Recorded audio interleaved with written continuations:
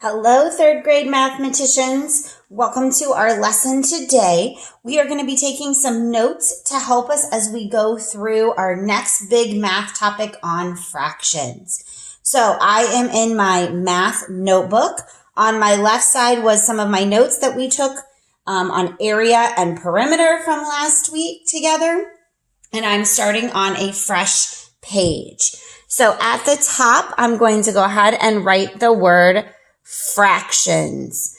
And as we go through this unit, which it's going to be a couple units and a little bit longer than normal, we're going to be adding to these notes. So make sure that you're in your math notebook and you are on a fresh page. That way you're able to come back and add to this as we go. So first, let's go ahead and write what is a fraction. So a fraction is a number. It is a number that represents less than a whole. And I'll explain this in just a second with an example we're going to put in our book.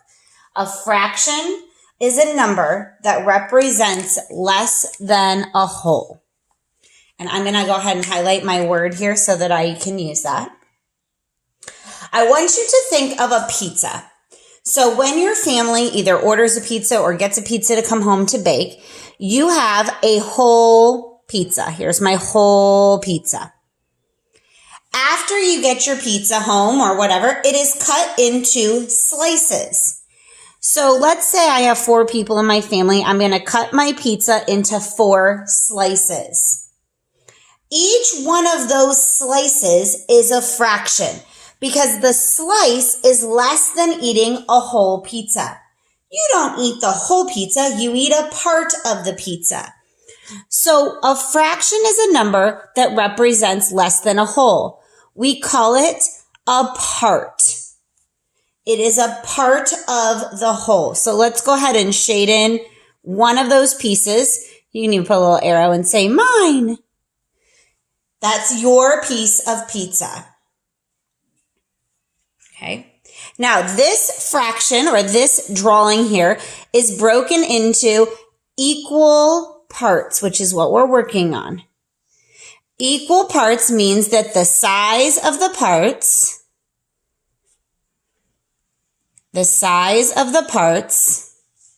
is the same. They might look different sometimes, but the size is the same, meaning it's equal, or you would be fairly sharing it.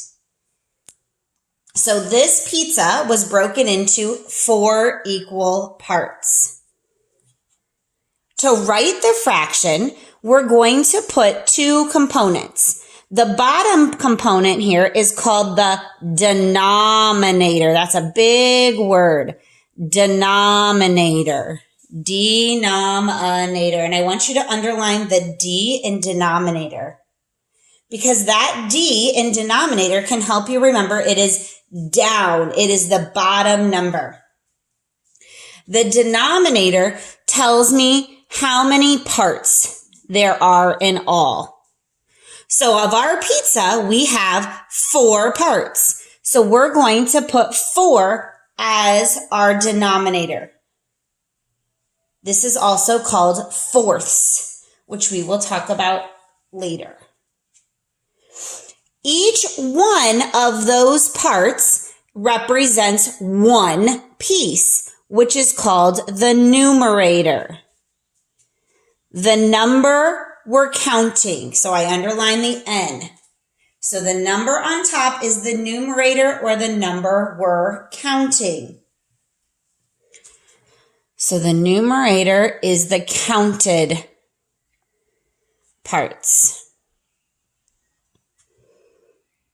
In this case, our numerator is going to be 1 because I am eating 1 piece of the pizza. So I am eating 1 out of the 4 slices. There's 4 slices in all, and I'm eating 1. This fraction is called 1/4.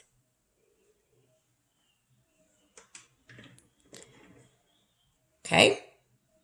Now, the next big component that we're going to be talking about is very similar to what we just looked at. It's called a unit fraction.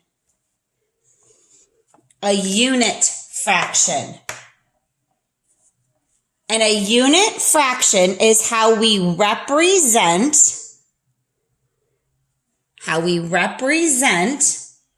one of the equal parts.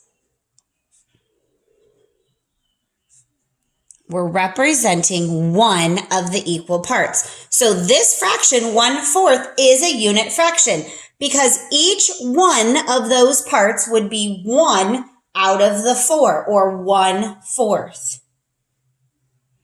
Let's go ahead and draw and label a couple other unit fractions. Draw a rectangle. And I want you to separate your rectangle into 3 parts.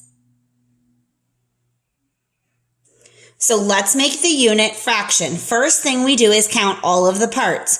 1, 2, 3. So my bottom number, or my denominator, is going to be 3 to show that there are 3 parts. The unit fraction would represent one of them. So how many is this? It's one of the 3. If I chose the middle piece, it's still one of the 3. If I chose the last piece, it's still one of the 3. So the unit fraction will always represent what does each individual piece represent. Let's draw another rectangle. And this time I'm going to split this into 2 parts. I'm going to use my blue line on my notebook paper. So you're counting 2 parts. That's our denominator. Each part represents one of them. So one of the 2, one of the 2. My unit fraction is 1/2. Okay, so as we go into our lessons next week, you're going to hear a lot of these words. You're going to hear the word fraction. You're going to hear the words numerator and denominator. And you're going to hear unit fraction. Next week, we'll talk more about what do we call these parts, and then what happens if we end up getting more than one of those parts. Instead of 1 piece, what would we do if we got 2? So again, keep these notes out when you're doing your lessons. Also have them ready for next week because you're going to be adding to them. Have a great day.